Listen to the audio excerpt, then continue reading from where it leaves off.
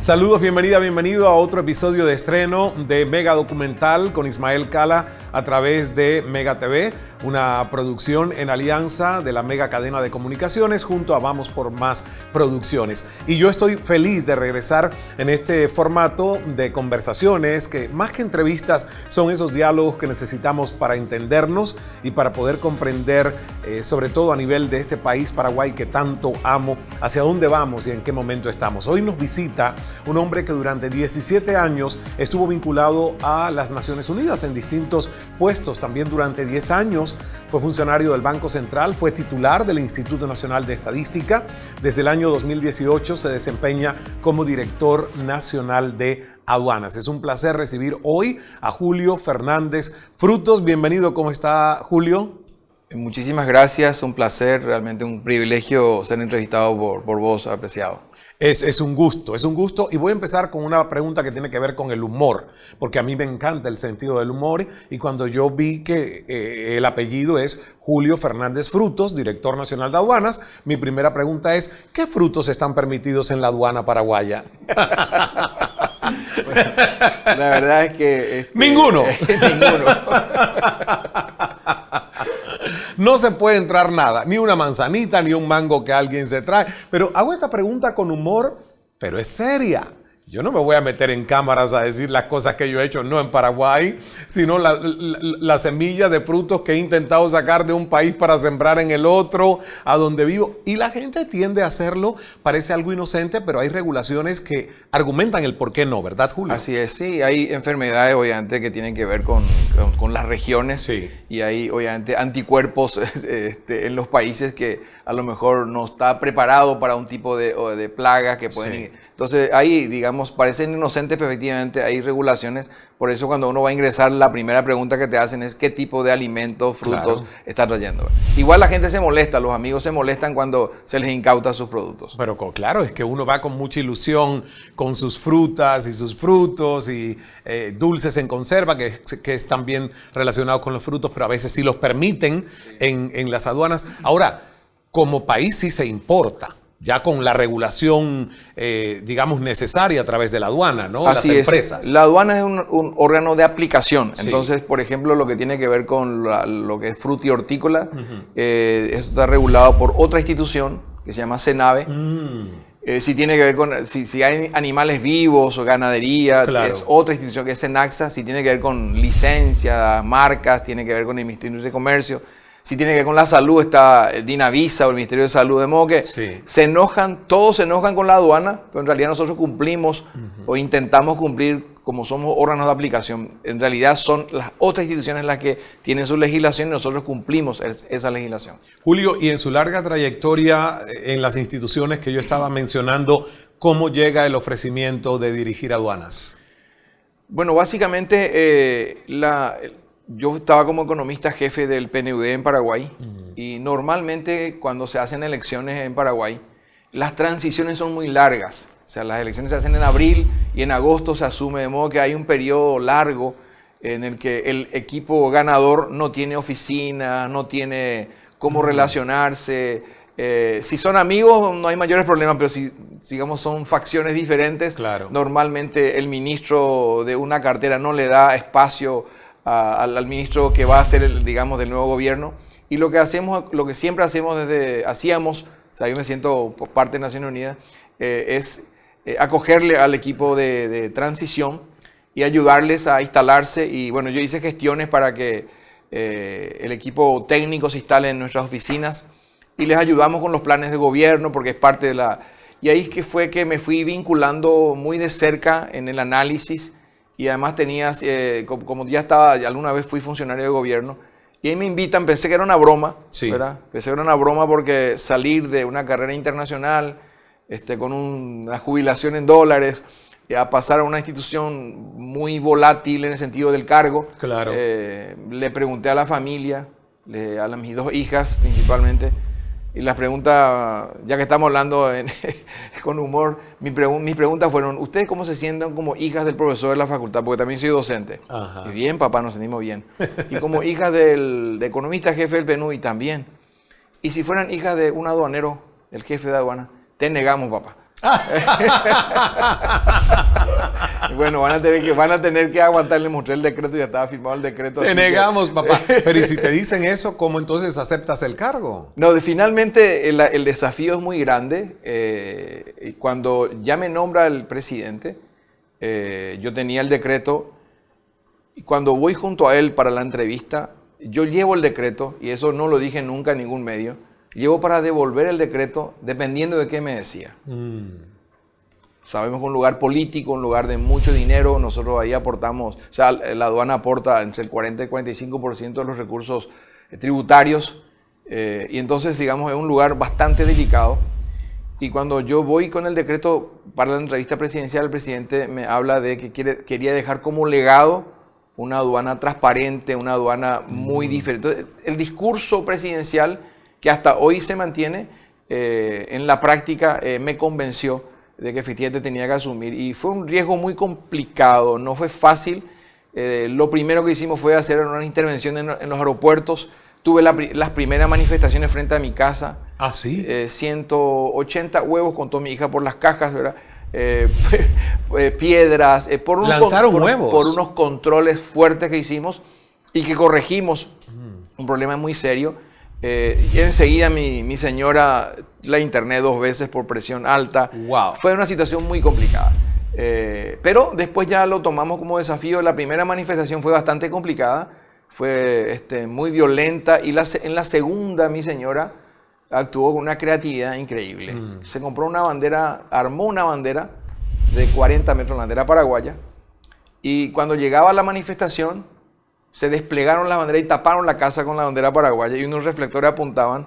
Entonces los manifestantes que se creían patriotas obviamente no se atrevieron a tirar los huevos. Qué bien. Tiraron por el piso, ya no nos ensuciaron. Entonces mi señora empezó también a tener una actitud de guerrera en este tema, sí, y acompañó este proceso, ya no, digamos, victimizándose y sintiendo pena por los ataques, por las situaciones que estábamos pasando. Y bueno, ahora toda la familia me acompaña, ya crucé la mitad del río, así que es un desafío muy grande. Realmente siempre desde Naciones Unidas mi función de trabajar de abogar por la transparencia, finalmente me dan la oportunidad y no de puedo ponerlo rechazar. en práctica, Claro. ¿no? En un puesto tan importante para el país. Hablabas de la incidencia que tiene la recaudación que hace la aduana con la recaudación del Estado paraguayo, y es un porcentaje amplio. Así es una particularidad de Paraguay por ser una economía muy abierta, Sí. y porque los impuestos internos no son altos. Entonces la participación de aduanas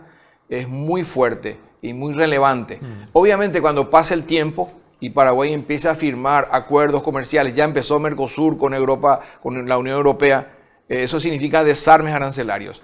Y en la medida que los países llegan a ser más desarrollados, mucho más vinculados a acuerdos internacionales, sí, se desarman de aranceles, y finalmente el aporte o digamos, la presencia de aduanas es más de facilitación, de control, y no es tan relevante en materia de impuestos. No obstante, hoy es muy relevante, decía, entre el 40 y el 45% de los recursos tributarios, de modo que es sumamente importante. Además, nosotros recaudamos al día y al otro día ya está, digamos, en las cuentas del Tesoro un flujo de caja permanente para financiar las actividades diarias del gobierno.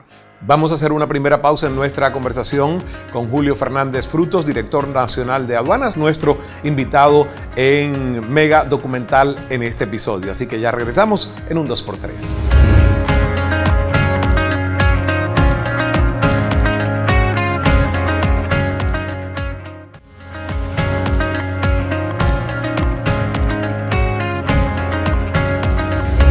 Aquí estamos de regreso conversando con Julio Fernández Frutos, director nacional de aduanas, y con una trayectoria increíble, impresionante en instituciones que tienen que ver con Naciones Unidas. Y siento que me conecta eso, porque hace varios años nosotros, junto a Public Foundation y nuestra fundación Ismael Cala, estamos haciendo la Alianza de Impacto Latino, y lo celebramos, menos el año 2020 por la pandemia. Todos los meses de diciembre, noviembre, la cumbre latina en uno de los grandes salones de Naciones Unidas en Nueva York. Y el propósito justamente es vocalizar, democratizar los objetivos de desarrollo sostenible de Naciones Unidas, que a veces un grupo muy pequeño de personas lo maneja. Y yo digo, si todos somos ciudadanos de este planeta, de este mundo, las Naciones Unidas no puede ser una institución nada más donde solo los funcionarios y los activistas sociales conocen qué queremos para el 2030 como objetivos de desarrollo sostenible. Así que le tengo mucho cariño a la Organización de Naciones Unidas. Me quedó una pregunta en el tintero. ¿Tuvo que renunciar entonces a la jubilación en dólares? Así es, sí. Fue una decisión bastante complicada. Obviamente uno se pone tenso cuando va a tomar una decisión como esa. Claro. Ya lo había hecho porque también había renunciado a una carrera. Yo llegué a ser gerente de área del Banco Central. Sí. Y para ir a Naciones Unidas tuve que renunciar a la carrera bancaria también. O sea, soy de tomar decisiones arriesgadas. Que dos jubilaciones ya están renunciadas. Así mismo. Entonces, efectivamente tuve que renunciar y me fui a un puesto bastante complejo, muchas veces muy politizado.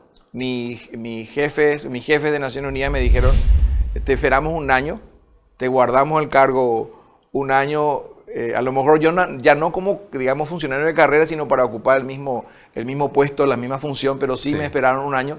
Y bueno, pasó un año y finalmente sobrevivimos al cargo y entonces ya se cerró el puesto que me esperaba en Naciones Unidas. Pero sí fue una jugada arriesgada, pero mi intención es dejar, obviamente, huellas en el país y no nos está resultando fácil. La situación está muy compleja. Estamos enfrentándonos a, digamos, décadas y décadas de historia, de estructuras, digamos, patrones desarrollados y consolidados, y contra eso estamos, pero creemos que vamos a dejar una oficina mucho más organizada, mucho más transparente y que vamos a llegar a una transformación antes del 2023. ¿Cómo les afectó el tema de la pandemia, coronavirus, en cuanto digamos, a la expectativa o el plan de recaudación que la aduana tenía previo a que esto comenzara? Bueno, el 2020 arranca con las mejores expectativas. Nosotros tomamos el 2020 con enero, febrero, fueron los mejores años de toda la historia en recaudación. Y esa era la expectativa. Nosotros estábamos esperando más o menos un 20% de crecimiento en las recaudaciones hasta que llegó la pandemia y se empieza a ver con fuerza el impacto a partir de la segunda quincena de marzo. Y finalmente ya en abril se consolida el cierre de todas las fronteras y ahí la recaudación cae más del 50%. Wow. No solamente aduanas, sino digamos también otras entidades recaudadoras tuvieron ese impacto y el país se quedó con la mitad de los recursos, por eso que evidentemente se tuvo que hacer un esfuerzo de créditos y otras fuentes y y además el temor que había también cuando arranca. Hoy, a pesar de que la gente sigue muriendo, la gente parece como que le perdió un poco el miedo. Sí. Los funcionarios de aduana permanecieron en sus puestos, no se sintió en ningún momento ni siquiera hubo atisbos de desabastecimiento y se trabajó y finalmente sí ahora nos afecta el impacto en materia de contagios, claro, pero nos afectó muy fuertemente, el impacto fue cerca del 50%. No solamente por el consumo interno, sino porque además nuestros compradores principales, que son los países vecinos, también cerraron sus fronteras y con eso, digamos, se agudizó el tema de la caída en la recaudación. Hay cosas que yo digo, qué interesante cómo la pandemia aceleró procesos de búsqueda de soluciones que a lo mejor hubiese tenido que tomar décadas si uno no se ve en medio de una emergencia que nos obliga, por ejemplo, a encontrar soluciones prácticas. Yo llegaba a Santiago de Chile y vi algo que no había visto en ningún otro aeropuerto, y es que para chequear el vuelo, para documentar uno el vuelo y todo, habían los mostradores con personas allí físicamente y habían otros con una pantalla del computador, pantalla dividida, la camarita, y tú estás documentando tu vuelo y tu equipaje a alguien que está en su casa, viéndote a través de esa pantalla. Me pareció, porque no lo había visto antes. Que vi en Paraguay cuando llegué al aeropuerto, que tampoco había visto antes, los lavamanos puestos en el lugar de donde uno llega. Es una cosa que dije, wow, qué medida de darle la bienvenida a una persona ofreciéndole como su primera experiencia que se lave las manos. Entonces, en cuanto a aduanas y el tener que reestructurar fuerza de trabajo, ¿qué tanto ustedes pudieron flexibilizar, por ejemplo, con el teletrabajo cuando hay sectores de la aduana que tienes que estar presente para confiscar o ver si es la mercancía o no lo es, ¿no? Sí, bueno, básicamente se trabajó en ese tema. Nosotros teníamos delegados aduaneros en cada puerto importante de la región. Les tuvimos que repatriar a todos y usar tecnología. Los monitores que viste en Santiago lo vas a ver acá en Asunción en un mes más también. Vienen para aquí Sí, también. Lo vamos a hacer también. Y se buscó que la tecnología sea, digamos, la opción en este caso. Y en ese sentido, nosotros incluso hemos recibido un premio que tuvo un jurado internacional de la Asociación de Recursos Humanos, la Asociación Paraguaya de Recursos Humanos, que tuvo un jurado internacional justamente por las buenas prácticas en pandemia, porque usamos la tecnología y no se resintió ninguno de nuestros servicios gracias a, digamos, al manejo rápido del tema tecnológico. Es espectacular, es maravilloso. Por eso yo digo, bueno, hay que lamentar realmente que esta pandemia nos ha dejado muertes, pérdidas, un fuerte trauma psicosocial. En otro aspecto también ha despertado la creatividad, la innovación del ser humano y se han visto soluciones que van a quedar ya como nueva normalidad permanentes y que son el fruto de la necesidad que la pandemia nos digamos, obligó o nos invitó a hacerlo, ¿no? Así es, nosotros empezamos a funcionar con la mitad del plantel, pero digamos con apoyo tecnológico. Y bueno, obviamente tenemos al año cerca de 260.000 expedientes que tratar. Eso es gigantesco, me imagino lo que debe ser en países de mayor tamaño, de mayor envergadura. Solo en Paraguay con 7 millones de habitantes y la aduana administra al año 260.000 expedientes. Entonces necesariamente la tecnología tiene que ser en realidad. Siempre me ha encantado el tema de las aduanas. De hecho, a veces hay documentales en estos canales especializados que hay reality shows de aduanas. Y es interesante porque uno nunca se pone a pensar la creatividad del ser humano para tratar de colar lo que no puede colar a través de una aduana. Entonces la pregunta aquí, ¿qué trae el viajero paraguayo que regresa al país y que, digamos, son cosas que pueden traer? ¿Y cuáles son los casos, Julio, más extremos que tú has encontrado que dices, de verdad, esto es real? ¿Le han confiscado esto a una persona? Bueno, ahí, para escribir un libro sobre ese tema. Entonces, realmente la creatividad porque nuestras fronteras, en realidad, tenemos 2 aeropuertos. Pero el 94% del comercio con contenedores pasa por puertos fluviales. Paraguay tiene una flota fluvial gigantesca, una de las más grandes a nivel internacional, y pasan por los puertos. Y también tenemos puertos terrestres porque somos un país mediterráneo rodeado de países. Los aeropuertos realmente no representan mucho en materia de recaudación, pero sí son importantes. Entonces, las anécdotas se dan en todo tipo de puertos secos, aéreos. Y si querés te podemos contar unas anécdotas, ¿verdad? Gente que, por ejemplo, tiene en la frontera, viene dentro del motor trae pollos. ¿Dentro de qué motor? Dentro del motor del vehículo trae pollos para cruzar la frontera. Y obviamente está prohibido el pollo de pronto, como el motor está caliente. ¿Pero el pollo está vivo o muerto? No, está ya pollos congelados. Ah, congelados, ok. Entonces cuando traen, por ejemplo... No, pues yo me imaginé pollos desplumados. Si está dentro del motor, el pollo llega totalmente desplumado. Obviamente al cruzar, como ahí, digamos, tenemos ciudades vecinas donde hay un flujo muy importante. Tengo anécdotas como, por ejemplo, personas que le dicen a la autoridad aduanera, no traigo absolutamente nada. O sea, usted cruzó solamente de visita, no... Pasé solamente para visitar a unos parientes. Y de pronto el pollo se descongeló por el calor del motor y cae al piso. Entonces, anécdotas hay de todo tipo. Pero también hay, digamos, hay, digamos, anécdotas que tienen que ver con de empresarios de gran envergadura. Por decirte, te traen de pronto empresarios reconocidos una mercadería y te traen impreso un catálogo a todo color, con manual, que resulta falsificado o distorsionado en origen, de acuerdo con el productor o el fabricante para evadir impuestos acá. ¡Wow! Entonces uno, bueno, ya esos son crímenes mayores que el pollo congelado. Claro, por eso digo, hay de todo tipo, de todo tipo. Entonces nosotros hace poco instalamos precintos electrónicos a los contenedores, es decir, para ir monitoreando vía satélite lo que circula dentro del territorio nacional. Y tenemos anécdotas, esto no es de Paraguay, pero sí de un país vecino, donde de pronto nos enteramos de que finalmente, ¿qué pasa? Si el contenedor se desvía, saltan alarmas en un monitor. O si para el vehículo, también saltan alarmas. De pronto, un empresario de un país vecino de pronto se da cuenta que le llega la mercadería a depósito. Y cuando se va a observar, en realidad le llegó la puerta del contenedor.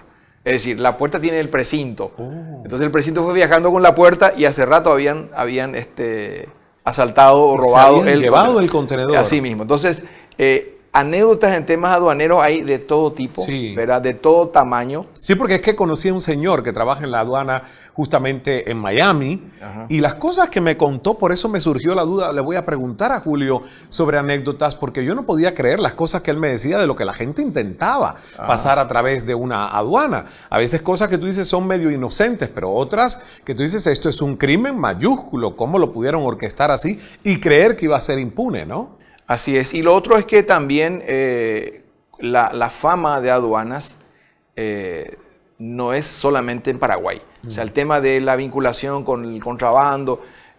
No hace mucho viajé a un país sumamente serio. Serio. Chile para mí es uno de los países más serios de la región.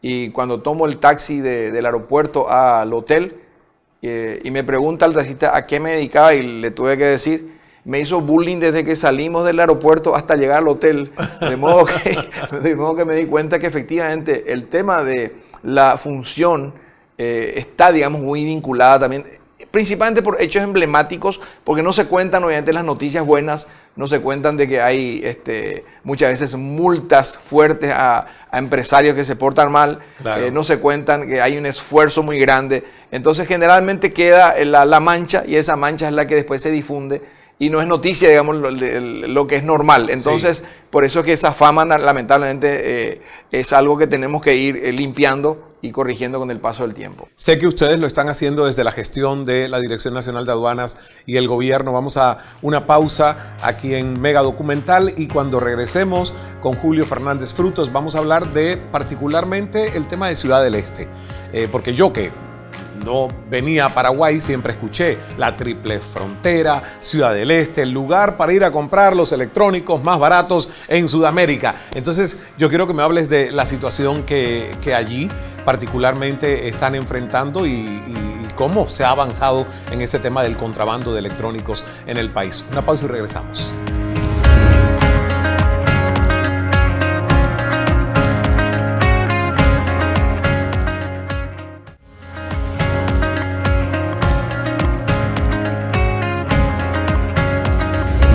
Gracias por estar de regreso junto a nosotros en este episodio de Mega Documental con Ismael Cala y nuestro invitado, el director nacional de aduanas, Julio Fernández Frutos. Que por cierto, también me quedé preguntándome si cuando viene usted de viaje de regreso a Paraguay le revisan.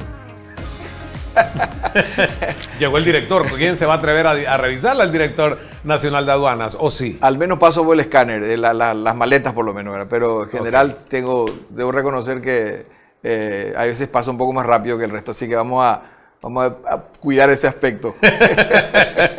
Muy bien, muy bien. Y cuando uno pasa las maletas por el escáner, la persona que está ahí debe estar enfocada, ¿no? Viendo el monitor, porque es un trabajo que a veces yo digo, bueno, y si la persona está distraída, aunque la maleta pase por el escáner, a lo mejor no detecta que hay algo sospechoso, correcto. O sea, que es un trabajo también donde el factor humano es de enfoque, de concentración. Así es, y lo bueno es que queda la imagen como prueba en caso de que haya pasado, de pronto esa imagen queda registrada y uno puede hacer una investigación posterior.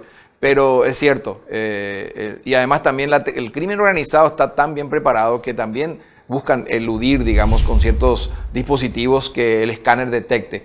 No obstante, es muy eficiente, principalmente en los aeropuertos, es muy útil.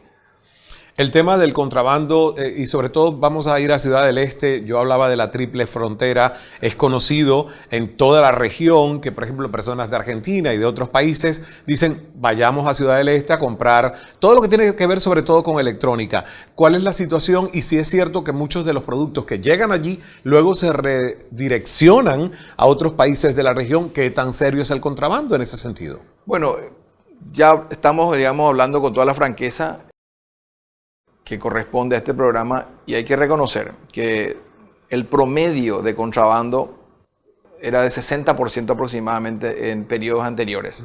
Es decir, de cada $100, 60% de lo importado de Estados Unidos de electrónica, informática, celulares principalmente, no pagaba sus impuestos en Paraguay, 60% aproximadamente. con intervenciones fuertes que hicimos, no solamente nosotros, sino con apoyo también de la Subsecretaría de Tributación, del Ministerio de Hacienda y otras instituciones, logramos revertir esa situación. En el primer trimestre de gestión, digamos desde agosto del 2018 hasta más o menos 3 o 4 meses después, logramos bajar de 60% a 17%, y el año 2019 eso quedó solo en 2,4%. Es decir, tenemos una formalización de la electrónica, informática y telecomunicaciones, principalmente de origen, digamos, que vienen de Estados Unidos a Paraguay, de 97,6%. ¿Cómo se puede saber eso? Es relativamente fácil. Nosotros tenemos los datos de exportaciones de Estados Unidos a Paraguay versus las importaciones nacionales. Entonces, en el periodo en que estuvimos trabajando muy intensamente, eso se redujo drástica, prácticamente desapareció. No digo que nos sigan filtrando de alguna manera, porque también lo que suelen hacer es bajar en otros aeropuertos, por ejemplo Carrasco, Uruguay, y buscan de pronto entrar por vía terrestre, por algún lugar vulnerable. Digamos, hay una batalla permanente, pero hoy en día, por dar un detalle, en el año 2019 solamente celulares provenientes de Estados Unidos a Paraguay, ya la importación fue de 1.192 millones de dólares. Solo celulares. Y de eso el 97,6% se registró en Paraguay y pagaron impuestos todos esos importadores. Obviamente eso genera descontento, enojo y hay una sensación de que se redujo la ganancia, pero en realidad se formalizó. Y en realidad esa gente que viene a comprar lo hace dentro de lo que es el régimen de turismo. Es decir, Paraguay tiene un régimen de turismo donde vienen compristas a llevar productos digamos, a sus respectivos países, Argentina y Brasil principalmente, y de más o menos el 92% del mercado es Brasil, un 5% Argentina y solamente 3% del mercado local. Pero que hoy pagan casi todos sus impuestos en Paraguay, lo hacen desde el 2018 en adelante, desde el segundo, digamos, terminando el segundo semestre, sí, empezó a bajar drásticamente el contrabando. 2019 bajó a 2,4 nada más. Y 2020 en realidad fue un año muy atípico, pandémico, obviamente una caída importante, eso no lo usamos como referencia. Y seguimos igual, es una lucha permanente, pero tenemos un convenio firmado en este momento con Estados Unidos y tenemos información, digamos, precisa para ver efectivamente cuánto se está trayendo de contrabando. Digamos, esa fama del contrabando, sí, digamos, debería desaparecer porque ya no se justifica. No obstante, los precios siguen siendo competitivos porque Paraguay, bajo el régimen de turismo, tiene bajísimos impuestos. ¿Y qué se hace con la mercancía que se decomisa? Depende del tipo de mercadería. Si es falsificada, obviamente hay que destruir por una cuestión de marcas. Si son productos fruti-hortícolas, necesitamos un permiso especial para las donaciones. Y en época de pandemia, aduana fue una fuente de calma, digamos, porque la cantidad de productos incautados, principalmente comestibles, hemos distribuido pero toneladas y toneladas en toda la República a la gente que estaba pasando momentos difíciles por la pandemia. Entonces, o sea, lo que llegaba, que se decomisaba, se donaba. La gran mayoría pasa por un proceso digamos, de revisión de las autoridades competentes y teníamos el certificado y realmente hicimos un trabajo muy intenso en ese sentido. Pero qué bueno eso, porque mira, al menos a alguien le debe quedar el consuelo de que le decomisaron un alimento que estaba prohibida su entrada, pero no fue a la basura, sino que alimentó a alguien que realmente lo necesitaba en el país. Así es. A mí me quedaría ese consuelo como que hice un acto altruista, cometió un crimen, me ha quitado el alimento, pero no fue a la basura, alimentó a una familia que lo necesitaba. Así mismo, tuvimos un récord impresionante de incautación en ese periodo y también un récord impresionante de donaciones a diferentes, y con organizaciones que trabajan en ese tema como las gobernaciones, fundaciones, hogares de ancianos, parroquias, otras iglesias, y llegamos a toda la República con eso. En el minuto final, Julio, por lo que he podido percibir de ti, de usted, tú quieres dejar un legado. Quieres dejar un legado con este puesto y con todo lo que te asignen en tu función de servicio público. ¿Cuál es ese legado? Tenemos en este momento una autonomía tecnológica, en el sentido de que ya nosotros manejamos nuestro equipo tecnológico. Eso estaba antes monopolizado por el sector empresarial. Eso nos está generando una cantidad enorme de ahorros. Entonces vamos a dejar, digamos, a la aduana tecnológicamente sumamente preparada. Logramos con gestión, gracias también al presidente de la República, una donación del gobierno de Corea de 11 millones de dólares para fortalecer la tecnología. Estamos racionalizando gastos. Con eso nosotros estamos construyendo varios edificios y nos estamos ahorrando 11 edificios de alquiler sin tener presupuesto adicional, sencillamente con reducción de costos que no son, digamos, necesarios. Estamos con la reforma del Código Aduanero, porque la aduana afecta a toda la República. Entonces tenemos un apoyo ahí del Banco Mundial. Eso próximamente se va, digamos, a plantear como reforma del Estado, la reforma del Código Aduanero. Sí. Tenemos en materia de recursos humanos también un trabajo muy fuerte con el Banco Mundial. En el tema de riesgo estamos con un apoyo muy fuerte del Fondo Monetario Internacional. Vamos a modernizar el sistema de análisis de riesgo que tiene la aduana. Y finalmente con USAID, que depende de la Embajada Americana, tenemos un proyecto que fue también premiado por la Cámara Paraguayo-Americana, que apunta al operador económico autorizado, que ayuda a transparentar el funcionamiento de los agentes vinculados al comercio exterior. Entonces, digamos que en líneas generales serían algunos de los legados, hay más, pero que queremos dejar eso, digamos, antes del 2023. Y son muy concretos y muy palpables y medibles. Éxito en la gestión, éxito en la vida, y que sus hijas se sigan sintiendo orgullosas del padre y lo que hace el padre, a pesar de las manifestaciones y todo lo que les tocó vivir. Yo siempre digo que quien quiere dejar un legado de cambio